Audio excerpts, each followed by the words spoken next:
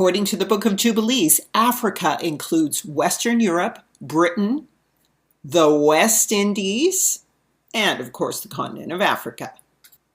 Africans are Shemites, descendants of the firstborn son of Noah post-flood. The continent of Africa is shaped like a head because the book of Exodus says, Israel, the land and the people, is my firstborn son. And the firstborn son always gets a double portion. That's half the planet. And as descendants of Shem, they are the leaders. So when we reverse Pangea, we see that all the continents were once linked. And what we see is that the West Indies was once around the area of the Gulf of Mexico, just the outside of the head of Africa. And this is also where the Azores are, or Atlantis. Yes, Atlantis. How do we know? Well, there were 7 streams in Shinar, or Atlantis, but it has since gone into the sea. The area has also been called the Bermuda Triangle, where people and boats, thousands and hundreds of thousands, disappear. I wonder why.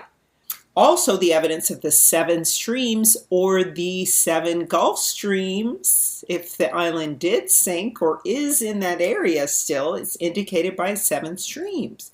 How do we know? Because Isaiah 11 and 15 says that when the African diaspora returns from North America, Yahuwah will make desolate the Sea of Egypt. That's the Atlantic Ocean, or the Egyptian Sea.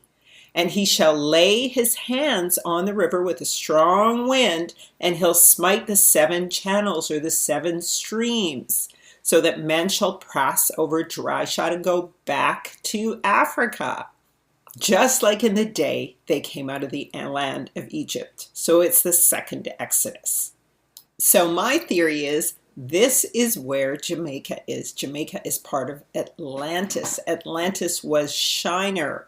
Watch my other videos on the lands of Shem, Ham, and Japheth on YouTube. And so Jamaica is part of Shem's land of Shinar, or Atlantis, and so it is part of Africa. Eber, or Hibernia, was the grandson of Shem, whom Britain was named after, called Hebrides, Scotland, England, and Ireland.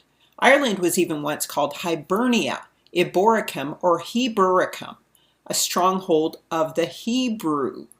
Iberia was also a name that Spain was known for. And Brit, for British, means land of covenants. So it's covenants that Noah and Abraham made with Yah, which the line of Shem was to keep. It's also the land Abraham came out of.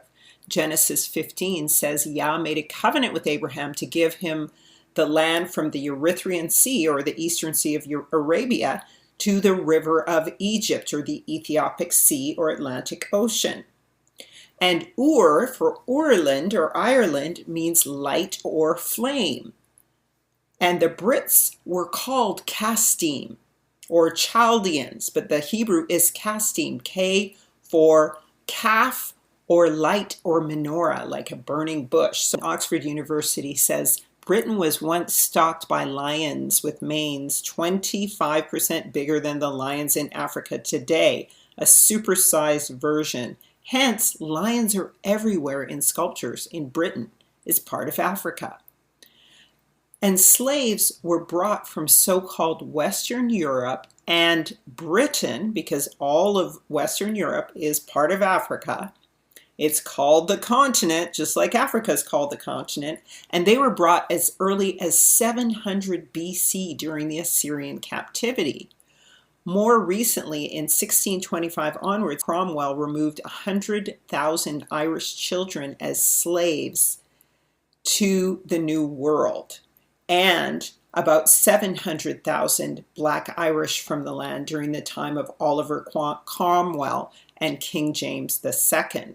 What did Britons look like? Well, according to books like Origins of the Anglo-Saxon Race, in the area of Britain there was a larger percentage of brown people in England extending towards Warwickshire or Avon.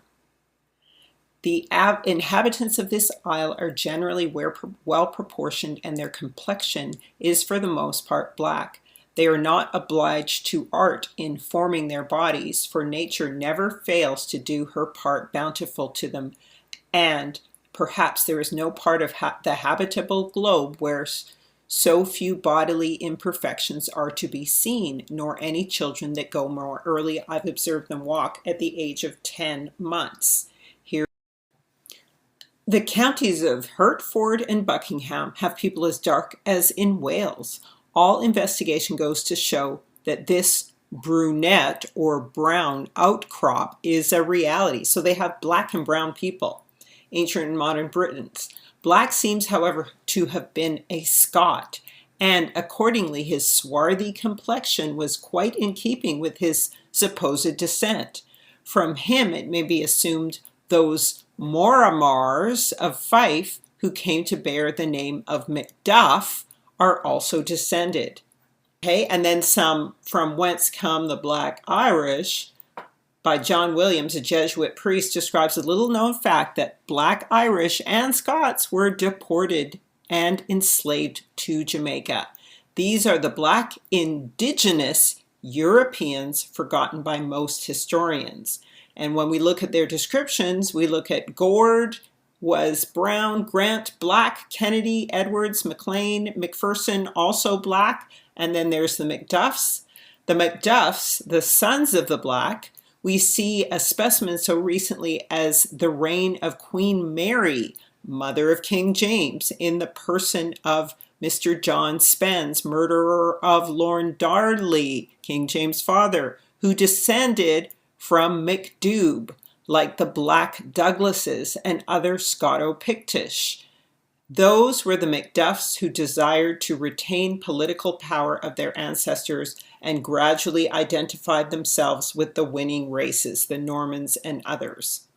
Black Danish or other kindred stock. The 10th century Kenneth, king of Alban, who was known as Dubh, Niger, or the Black, seems, however, to have been a Scot. And the Sephardic Jews were known to be black.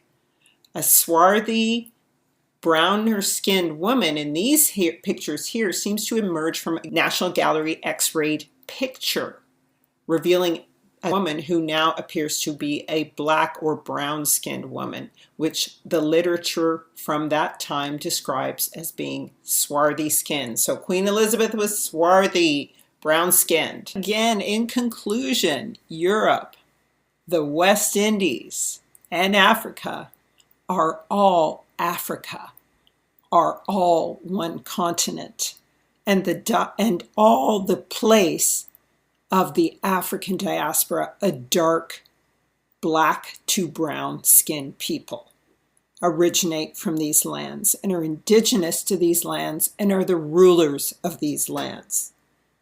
All right, so don't let anybody miseducate you. You are a nation of kings and priests. Like, subscribe, and share, and check out longer teachings on all of this on my YouTube channel at Into All Truth.